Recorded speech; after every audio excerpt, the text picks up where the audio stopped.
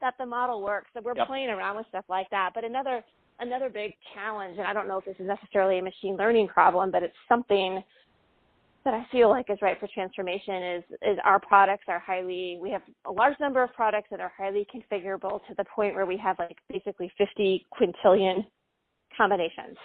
And it's the complexity is overwhelming. And so trying to think about how we can get our arms around our product data and manage our product data in a different way and think about, 80-20 rules and different things, because the complexity of kind of managing and all the information related to 50 quintillion combinations is overwhelming. Oh, yeah. So I'm sure there's something in there. I don't know what it is yet, but that's another one that we want to tackle. So that's a good one. I think just the compliance is what we did at Lego with the governance of data. Is we had a group that was like a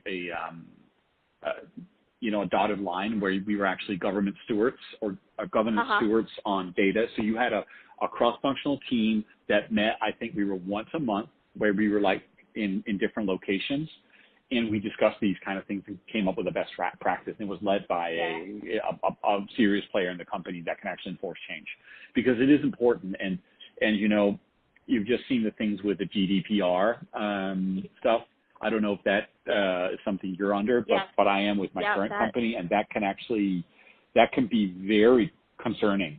If, let's say, a customer, a private citizen, or an organization calls you and said, "Dear such and such, we'd like to revoke all our data by today," and then you can't actually store it, and you can say, "Well, we're in the U.S. and so on." Well, unfortunately, this is a thing that comes into your your Brussels or department in Paris or something.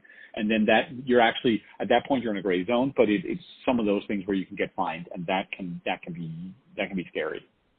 Yeah. So it's something I would probably prioritize. Trying to figure that out. Yeah, absolutely. Yeah.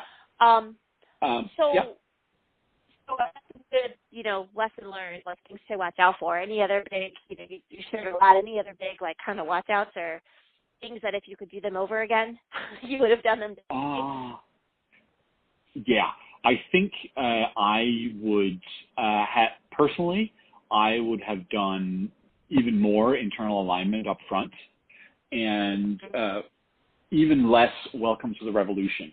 Because it's always nobody wants to hear what we did and how we became a publicly traded company with such and such annual revenue. That was great in year one, but now it's year two and it's not interesting anymore. That's always a mistake. Yeah. So you need to be very good at what you're doing. This is just another angle of your business, but it is a competitive advantage. And really think about, I can't inspire you because I don't know what you guys, your business model are well enough. And but it's think about, all right, if you are selling, I don't know, airplane parts or, machine tools, is there things where you can take inspiration from consumer-facing technologies like, say, eBay or Etsy? Is there ways where you can create digital platforms?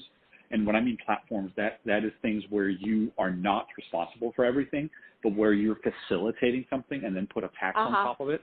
So say you have subcontractors that create headlights for cars, so they can all go into on the platform, and then your customers can draw from this, and then there's market economy, and if there's a shortage of things, prices go up and so on. That's some of those things. It takes some lessons from that, because that's really the big one, right? Uber is the biggest transportation company, doesn't own a car, and so on.